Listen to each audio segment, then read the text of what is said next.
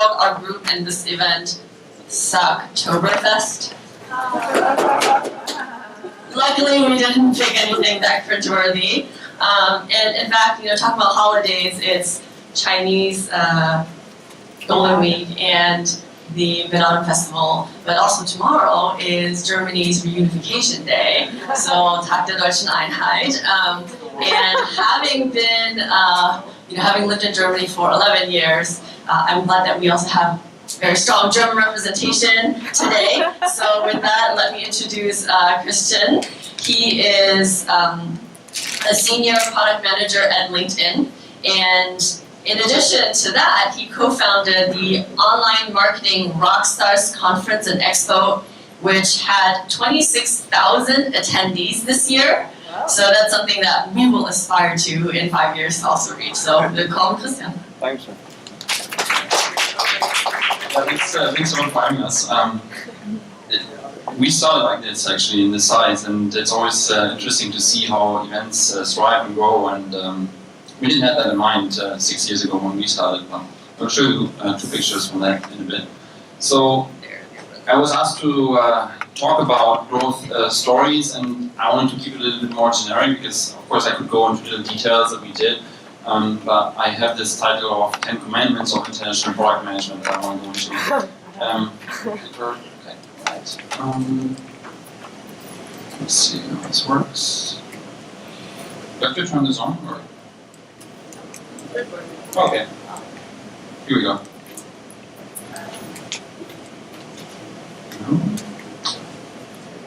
Or does it just do this? Is fine. Cool. So, yeah, you already introduced me basically. So I'm Christian. I started my career in digital marketing in Germany, and I worked at Vision Frontier. We got acquired by these guys, Adobe, and then they moved me over to the US about 4 years ago.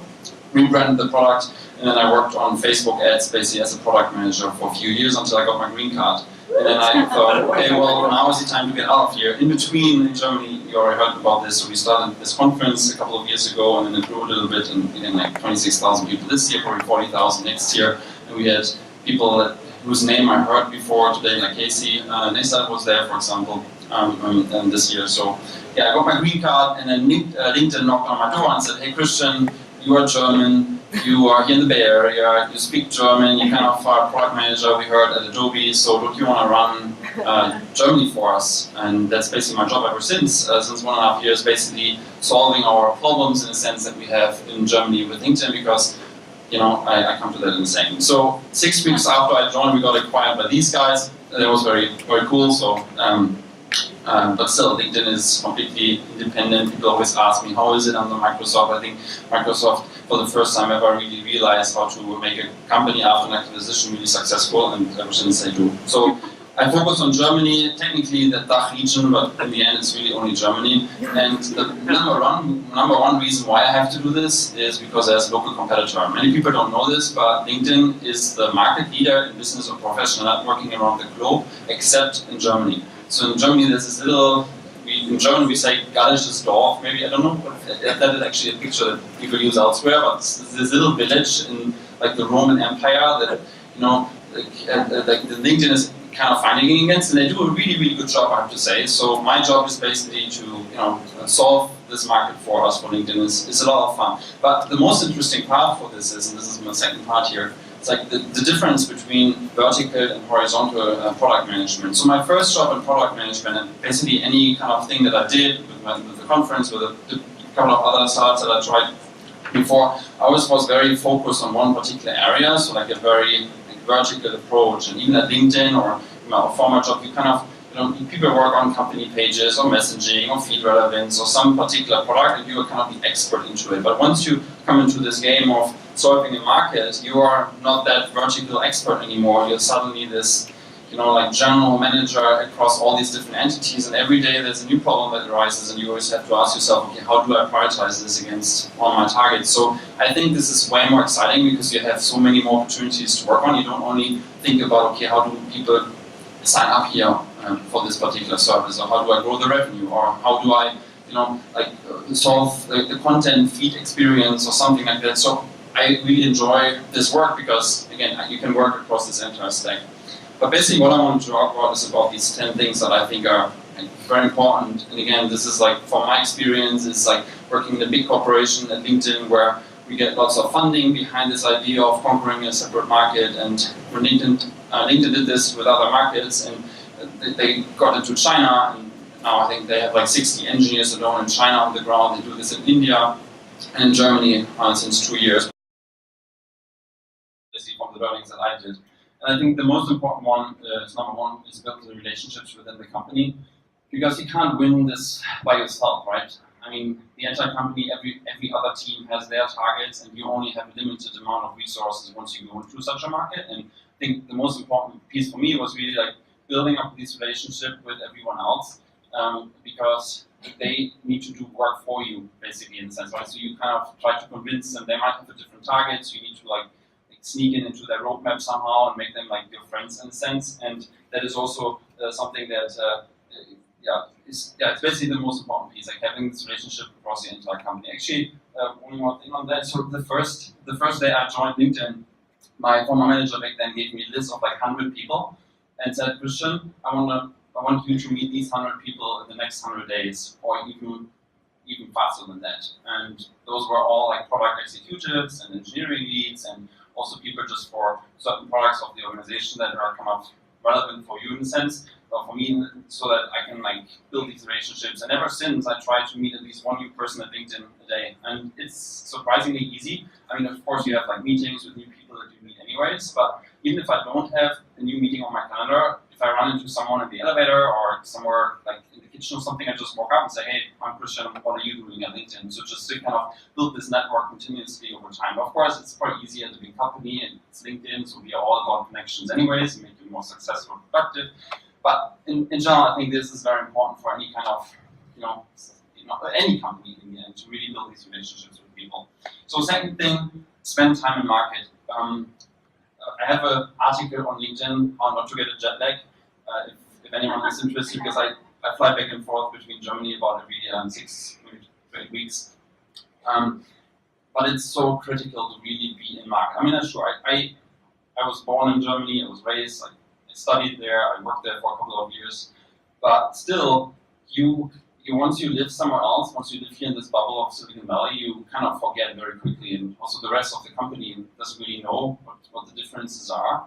And for me, it was very critical to like travel there in two different ways, like traveling with larger groups, kind of introducing them to the market, but also just travel by yourself, because you wanna, once you organize a big trip for a group, then you're like the organizing like person that runs around and like everyone is like following you.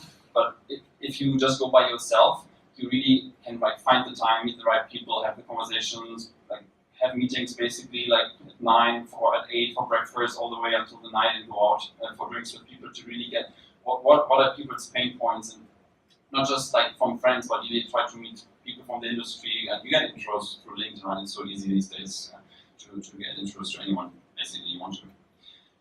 The third one, I already touched on this, organize amazing trips. So what I do once a quarter, I take a bunch of people from LinkedIn with me that I find are valuable, again back to the relationship building, and like carry them literally through the country, like from Hamburg to Berlin to Cologne to Munich, meet all these interesting companies, go to trade shows. In Germany, for example, is a market that is heavily influenced by trade shows.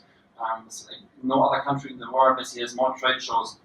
I think Munich alone has like 12.6 million visitors alone for their trade show. And sure, they also organize events around the globe, but that's kind of how business is made in Germany. And people come together for these kinds of events, and that's why we started a conference and event series, because we realized there's this opportunity.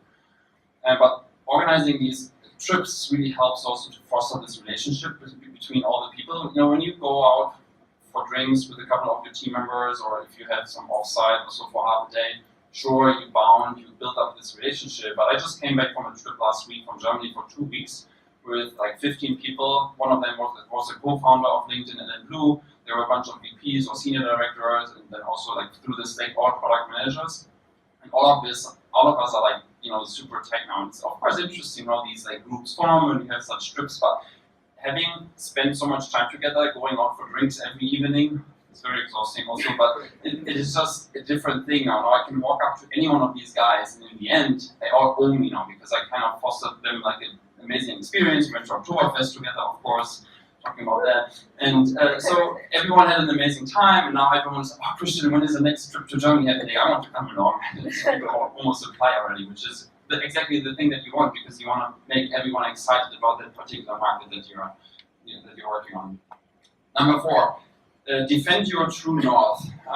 So this is something that I have lots of pain with, because the entire company of LinkedIn does not share the same true north metric that I share or that I have for my market. So when you go global or when you go into a different market, you usually have this issue that you're in a different stage of the market, right? Like globally, we are the leading network, so we have enough members in a sense. I mean, of course, we still work on growth items, we want more members in all these different markets, but once you're number 1 in this business networking thing, it's more about engagement, bring people back to the platform, making them more productive and successful with the solutions that we offer them, giving them like daily use cases to come back and have the feed optimized in a way that the content is really relevant for you. So we can do all these great things.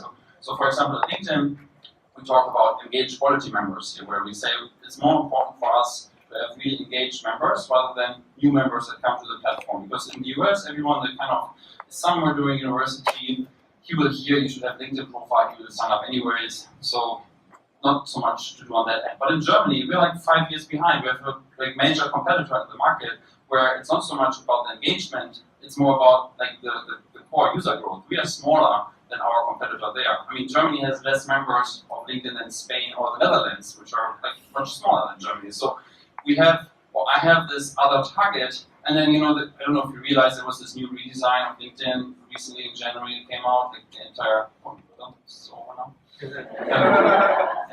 And so our numbers in like globally were totally fine because it was about this experience bringing people back, but the growth mechanisms that we had built into the old product were not carried over. So I had to basically defend that I still need signups basically in Germany and had to rebuild lots of these experiences. And it's also hard to prioritize these, right? Because I mentioned earlier, you have all these different problems. Like someone is always screaming. We have a big sales team on the ground already, so people say, oh, I need this fix, and the search for like umlautes, like these those kind of things don't work properly.